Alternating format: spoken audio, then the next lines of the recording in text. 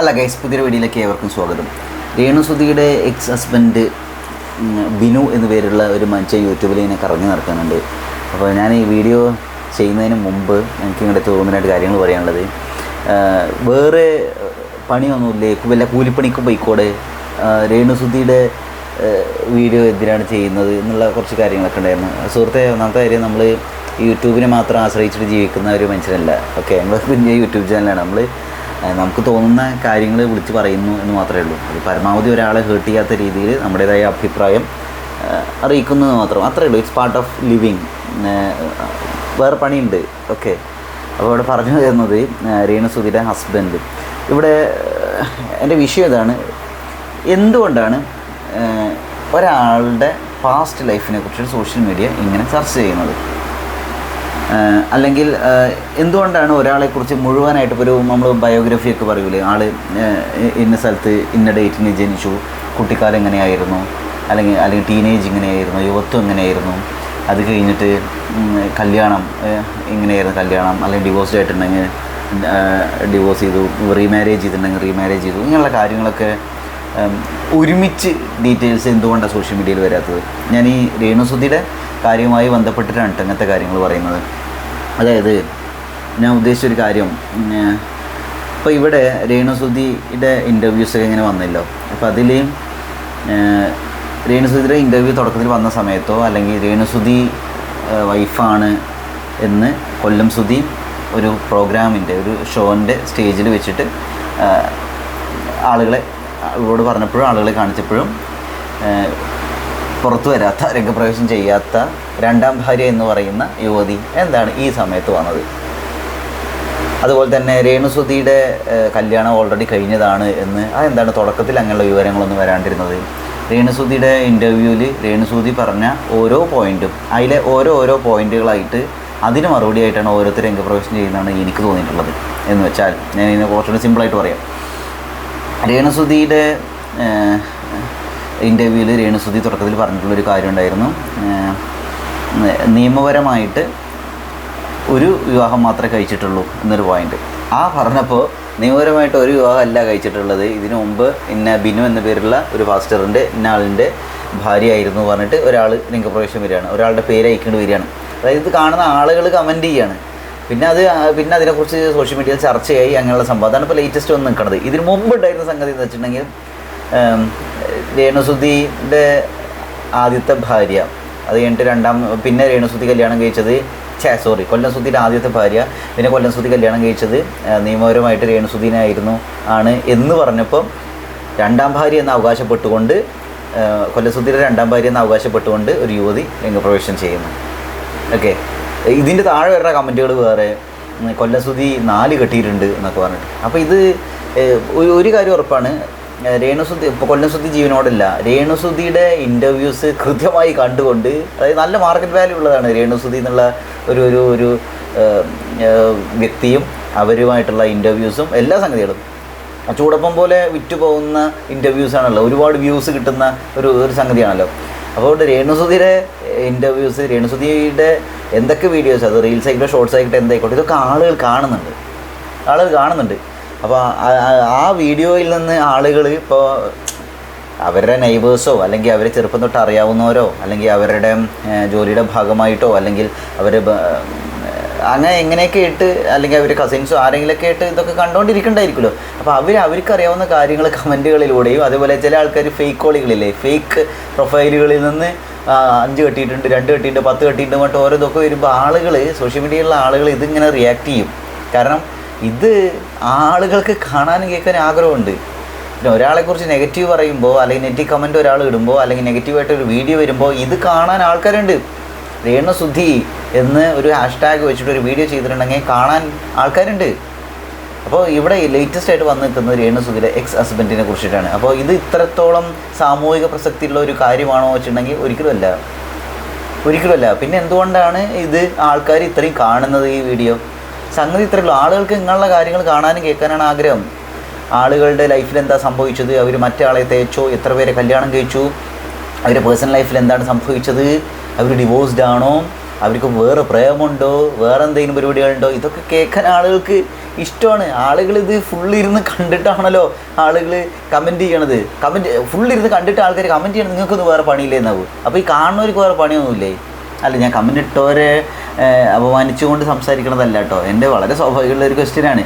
നമ്മളൊരു സാധനം ഫുള്ളായിട്ട് കാണുകയും ചെയ്തിട്ട് ആണ് പല ആൾക്കാരായിട്ട് താഴെ കമൻറ്റ് നിങ്ങൾക്ക് വേറെ പണിയില്ലത്. അപ്പോൾ നിങ്ങളെന്തിനാ ഇത് സ്ക്രോൾ ചെയ്തിട്ട് വിട്ടാൽ പോരെ? നിങ്ങളെന്തിനാ ഇത് കാണണത്?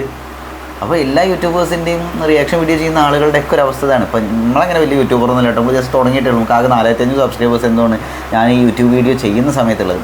അപ്പോഴത്തെ വിഷയം ഇതാണ്.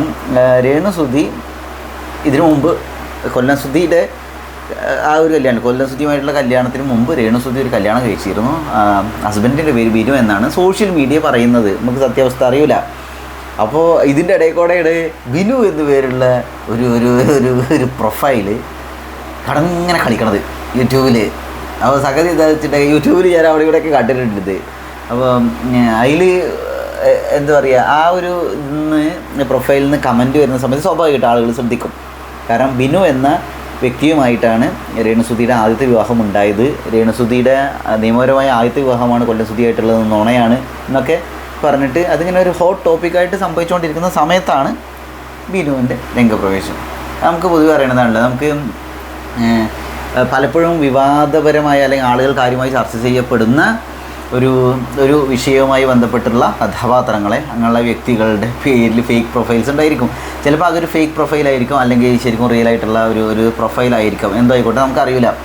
അപ്പോൾ ഇവിടെ രേണുസുതിയുടെ എക്സ് ഹസ്ബൻഡിനെ കുറിച്ച് ആളുകൾ ചർച്ച ചെയ്യപ്പെടുമ്പോൾ തീർച്ചയായും അല്ലെങ്കിൽ രേണുസുതിയുമായി ബന്ധപ്പെട്ടിട്ടുള്ള കൊല്ലം സുധിയുമായി ബന്ധപ്പെട്ടിട്ടുള്ള കാര്യങ്ങൾ ഒക്കെ ചർച്ച ചെയ്യപ്പെടുമ്പോൾ, രേണുസുതിയുമായിട്ട് എന്ത് ചർച്ച ചെയ്യപ്പെടുമ്പോഴും എൻ്റെ മൈൻഡിൽ കയറി വരുന്ന സാധനം ബിഗ് ബോസ് ആണ്. ഇപ്പോൾ രേണുസുതിക്ക് ഈ ഒരു വിസിബിലിറ്റി ഉണ്ടായി കൊടുക്കുന്ന ഈ വിവാദങ്ങളാണെന്നും അല്ലെങ്കിൽ നെഗറ്റീവ് പബ്ലിസിറ്റി ആണെന്നും പറയുന്ന ഒരുപാട് ആളുകളുണ്ട്. ഞാൻ അങ്ങനെ മുഴുവനായിട്ട് അങ്ങനെ വിചാരിക്കുന്നില്ല. ഞാൻ വിചാരിക്കുന്നത് രേണുസുതിക്ക് വിസിബിലിറ്റി കിട്ടുന്നത് കൊല്ലം സുധിയുമായി ബന്ധപ്പെട്ടിട്ടുള്ള ആളുകളിൽ ഉണ്ടായിട്ടുള്ള ഒരു ഇമോഷണലായിട്ടുള്ള റിയാക്ഷൻ മൂലമാണ് എന്നാണ് എൻ്റെ ഒരു കാഴ്ചപ്പാട്. ഓക്കെ, അത് പോസിറ്റീവാണ് നെഗറ്റീവാണ് എൻ്റെ വിഷയമല്ല, ഞാൻ പറഞ്ഞു വരുന്നത് ഇത്രയേ ഉള്ളൂ. കൊല്ലം സുധിയുമായി ബന്ധപ്പെട്ടിട്ടുള്ള ആളുകളുടെ ഒരു സോഫ്റ്റ് കോർണർ രേണുസുതിയുടെ വിസിബിലിറ്റി കൂട്ടിയിട്ടുണ്ട്. പിന്നെ അതുമായി ബന്ധപ്പെട്ടിട്ടുള്ള മാറ്റങ്ങളും കാര്യങ്ങളൊക്കെയാണ്, ആറ്റിറ്റ്യൂഡിൽ വരുന്ന മാറ്റങ്ങളൊക്കെയാണ് നമ്മൾ കണ്ടുകൊണ്ടിരുന്നത്. ഇപ്പോൾ ഹൗട്ട് സീറ്റിലൊക്കെ വന്ന സമയത്ത് രേണുസുതിനെ അത്രയും കാലം കൊടുത്തിരുന്ന ആളുകൾ രേണുസുതിനെ പൊക്കി പറയാൻ തുടങ്ങി. രേണുസുതിനെ വളരെ ബഹുമാനത്തോടു കൂടി സംസാരിക്കുന്ന ഒരവസ്ഥയിലുണ്ടായി. അപ്പോൾ ഇപ്പോൾ വീണ്ടും പഴയ പോലെ വീണ്ടും എന്താ രേണുസുതി എന്ത് പെണ്ണാണെന്നുള്ള രീതിയിൽ അങ്ങനെ ഇങ്ങനെ പറഞ്ഞിട്ട് നെഗറ്റീവായിട്ട് സംസാരിക്കുന്ന ആളുകളുണ്ട്. ഇത് ഇത്രയേ ഉള്ളൂ. നമ്മുടെ പബ്ലിക്കിൻ്റെ ഒരു റിയാക്ഷൻ എന്ന് പറഞ്ഞിട്ടുണ്ടെങ്കിൽ ഇത് അങ്ങോട്ട് ഇങ്ങോട്ട് മാറിക്കൊണ്ടേയിരിക്കും. ഇത് വലിയ കാര്യമൊന്നുമില്ല, എപ്പോഴും ഒരേപോലെ നിൽക്കൊന്നുമില്ല. അപ്പോൾ എന്തായാലും ബിഗ് ബോസിലേക്ക് രേണുസുതി വരുന്ന സമയത്ത്, അല്ലെങ്കിൽ രേണുസുതി ഏകദേശം ഉറപ്പിച്ച മട്ടാണ് ബിഗ് ബോസ്.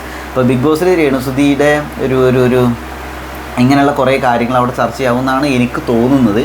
അതിനു മുമ്പ് പുറത്ത് ഇതൊക്കെ കൃത്യമായി ഇത് ഞാൻ കല്യാണം കഴിച്ചിട്ടുണ്ടോ ഇല്ലേന്ന് രേണുസുതി പറയുമോ ഇല്ലേന്നൊന്നും അറിയില്ല. രേണുസുതി എന്തായാലും ഒരു മാരേജ് സർട്ടിഫിക്കറ്റ് ആയിട്ട് വന്നിട്ടുണ്ട് കൊല്ലസുതി ആയിട്ടുള്ളത്. കൊല്ലസുതി നിയമപരമായ രീതിയിൽ വിവാഹം കഴിച്ചതാണെന്ന് വെച്ചാൽ, അപ്പോഴും ഈ ബിനു എന്ന് പേരുള്ള വ്യക്തി ആരാന്നുള്ള ഒരു ചോദ്യത്തിന് അവർ പറയുന്നത് അത് ആരാണ് എന്നുള്ള രീതിയിലാണ് അവർ പറഞ്ഞത്. അവർക്ക് അറിയില്ല എന്നുള്ള രീതിയിൽ. രണ്ടാം ഭാര്യ ഇങ്ങനെ പറഞ്ഞല്ലോ എന്നൊക്കെ പറഞ്ഞു. ഈ രണ്ടാം ഭാര്യ ആരാണ്, അവരുടെ പേരെന്താണ്, അവരോട് മുന്നോട്ട് വരാൻ പറയുക, അവർ എവിടെയെങ്കിലും ഇൻ്റർവ്യൂ കൊടുത്തിട്ടുണ്ട്, അവർ ആരാണ്, വോയിസ് മാത്രമല്ലേ കേട്ടുള്ളൂ എന്നൊക്കെ പറയുന്നത്. അപ്പോൾ സംഗതി ഇത്രയേ ഉള്ളൂ. ഇതിൽ ഒരില അനങ്ങിയിട്ടുണ്ടെങ്കിൽ ഇത് ഇന്നത്തെ ഒരു സഹോദരി കാര്യമായി ചർച്ച ചെയ്യാവോ? അതെന്താണെന്ന് വെച്ചാൽ നമുക്ക് അറിയാവുന്നതാണ്. ബിഗ് ബോസ് പോലുള്ള ഒരു വലിയ ഷോ, അതിൻ്റെ ഒരു അടുത്ത സീസൺ അതിപ്പോൾ നമ്മുടെ കൺമുന്നിൽ എത്തിക്കൊണ്ടിരിക്കുകയാണ്. അപ്പോൾ ആളുകൾ തീർച്ചയായും അങ്ങനെയുള്ളൊരു കണ്ടസ്റ്റൻ്റായിട്ട് രേണുസുതിനെ കാണുന്നത്. ഇപ്പോൾ രേണുസുതി മാത്രമല്ല, ഇത് വളരെ നിസ്സാരമായിട്ടും ബാലിശമായിട്ടൊക്കെ പലർക്കും തോന്നുന്നുണ്ടായിരിക്കും. അവരവരുടെ ലൈഫ് ജീവിച്ചോട്ടെ അങ്ങനെ. പക്ഷേ ബിഗ് ബോസ് പോലുള്ള ഒരു ഷോയിൽ, അല്ലെങ്കിൽ എന്താ പറയുക, ഇന്ന് സമൂഹത്തിൽ ഇങ്ങനെയുള്ള ഗോസിപ്പുകൾ ഇതിലൊക്കെയാണ് കാര്യമായ പ്രാധാന്യം ആളുകൾ കൊടുക്കണത്. ആളുകൾക്ക് ഇതൊക്കെയാണ് താല്പര്യം. നിങ്ങൾ നന്മ നിറഞ്ഞ ലോകമേ എന്നുള്ള രീതിയിൽ കുറച്ച് വീഡിയോസ് ചെയ്യുക, കുറച്ച് കാര്യങ്ങൾ പറഞ്ഞാൽ ഇത് ആളുകൾക്ക് വേണ്ടത്.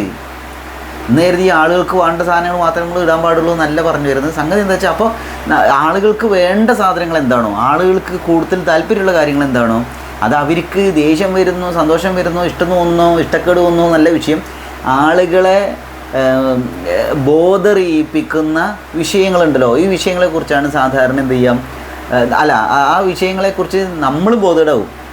അല്ലെങ്കിൽ നമ്മൾ അതിനെക്കുറിച്ച് ചിന്തിക്കുക, ഓ ഇങ്ങനെ ഒരു സാധനമാണ് ആളുകൾക്ക് താല്പര്യമുള്ളൂ അല്ലേ, അപ്പോൾ അതിൽ നമ്മുടെ ഒരു അഭിപ്രായം എന്താ, ഇങ്ങനെ അത്രയേ ഉള്ളൂ. അല്ലാണ്ട് ഇപ്പോൾ ഇതിനപ്പുറത്തേക്കൊന്നുമില്ല. ഇതിപ്പോൾ നമ്മൾ രേണുസുദീനെ കുറ്റപ്പെടുത്താനോ രേണുസുദീനെ സപ്പോർട്ട് ചെയ്തിട്ട് അങ്ങനെയൊന്നുമില്ല. നമ്മൾ ഇതെന്താ കാര്യം വെച്ചാൽ ഇങ്ങനൊരു വിഷയമുണ്ട്, അപ്പോൾ ഇതിനെക്കുറിച്ച് സംസാരിക്കണം.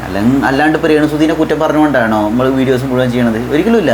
അപ്പോൾ എൻ്റെ വീഡിയോസ് മുഴുവനായിട്ട് കാണുന്ന ആളുകൾക്ക് മനസ്സിലാവും ഞാൻ അങ്ങനെ ഒരാളെ മുഴുവനായിട്ട് കുറ്റപ്പെടുത്തിക്കൊണ്ട് അങ്ങനെയൊന്നുമല്ല. നമ്മൾ പൊതുവേ അതിൽ എന്തെങ്കിലും പോസിറ്റീവായിട്ടുള്ളൊരു കാര്യം ഉണ്ടെങ്കിൽ അതിനെ തീർച്ചയായും നമ്മൾ കോട്ട് ചെയ്യും, ആ കാര്യത്തെ തീർച്ചയായിട്ടും നമ്മളൊരു മെൻഷൻ ചെയ്യും. അങ്ങനെ ഒരു രീതിയിലാണ് ചെയ്തിട്ടുള്ളതാണ് എൻ്റെ ഒരു വിശ്വാസം. ഇനിയിപ്പോൾ എന്താ സംഭവിച്ചതെന്ന് അറിയില്ല. അപ്പോൾ അവിടെ പറഞ്ഞു ഇത്രയേ ഉള്ളൂ. രേണുസുധിയുടെ ഹസ്ബൻഡിനെ കുറിച്ച് അല്ലെങ്കിൽ രേണുസുധിയുടെ ഫാമിലി ലൈഫിനെ കുറിച്ചിട്ടും ഇതിനെക്കുറിച്ച് എന്തിനാ കണ്ടൻറ്റ് ആക്കും, നിങ്ങൾക്ക് വേറെ പണിയില്ലേ, കൂലിപ്പണിക്ക് പോയിക്കോടെ എന്നൊക്കെ പറയുമ്പോൾ ഇതിനൊക്കെ എന്താ മറുപടി പറയുക? നമുക്ക് വേറെ പണിന്തോരം ഇല്ലാണ്ട് ഇതിൽ ഇരിക്കണതല്ല. ഓക്കെ, നമുക്കൊരു താല്പര്യമുള്ളതുകൊണ്ട് ചെയ്യുന്നു എന്ന് മാത്രം. ഈ പലരുടെയും വീഡിയോ തന്നെ താഴെ ഇങ്ങനെ ഒരു കമൻറ്റ് കാണുന്നുണ്ട്. അപ്പോൾ ഇങ്ങനെ ഞാൻ നിങ്ങളുടെ അടുത്തൊരു കാര്യം പറയട്ടെ, എന്തിനാണ് ഇങ്ങനെയുള്ള കാര്യങ്ങൾ ചികിത്സകഞ്ഞ് പോകുന്നത്, എന്തിനതിനെക്കുറിച്ച് സംസാരിക്കുന്നത് എന്നൊക്കെയാണ് നിങ്ങളുടെ അഭിപ്രായം എങ്കിൽ നിങ്ങളൊരു പണി ഈ രേണുസുധിക്ക് വിസിബിലിറ്റി കൊടുക്കുന്ന രേണുസുധിയുടെ ഇൻ്റർവ്യൂസ് വരുന്ന ചാനലുകളിലൊക്കെ പോയിട്ട് നിങ്ങളും എല്ലാവരും ഇങ്ങനെ കമൻറ്റ് ചെയ്യും, എന്തിനാണ് രേണുസുധിനെ കുറിച്ച് ഇങ്ങനെ സംസാരിക്കുക, രേണുസുധിക്ക് എന്തിനാണ് ഈ വിസിബിലിറ്റി കൊടുക്കണമെന്നൊക്കെ. എന്താണ് സംഗതി? ആളുകൾക്ക് താല്പര്യമുള്ള സംഗതിയെക്കുറിച്ച് സംസാരിച്ചുകൊണ്ടിരിക്കും, ആളുകൾക്ക് താല്പര്യമില്ലാത്ത സംഗതിയെക്കുറിച്ച് സംസാരിച്ചുകൊണ്ടിരിക്കും. അത് അവരുടെ ഇഷ്ടമാണ്. നമ്മൾ ഫ്രീഡം ഓഫ് എക്സ്പ്രഷൻ പറഞ്ഞ സാധനം ഉണ്ടല്ലോ. അപ്പോൾ നമുക്കിഷ്ടമാണോ ഇഷ്ടമല്ലേ എന്നുള്ള വിഷയമല്ല. കാരണം ഇതിങ്ങനെയാണ്. ഓക്കെ, അത്രയേ ഉള്ളൂ. അപ്പോൾ ആർക്കും എന്നോട് നെഗറ്റീവായിട്ടൊന്നും തോന്നരുത്. ആദ്യമായിട്ടാണ് യൂട്യൂബ് ചാനൽ ഒന്ന് സബ്സ്ക്രൈബ് ചെയ്യുക. അപ്പോൾ അത്രയേ ഉള്ളൂ. ബൈ.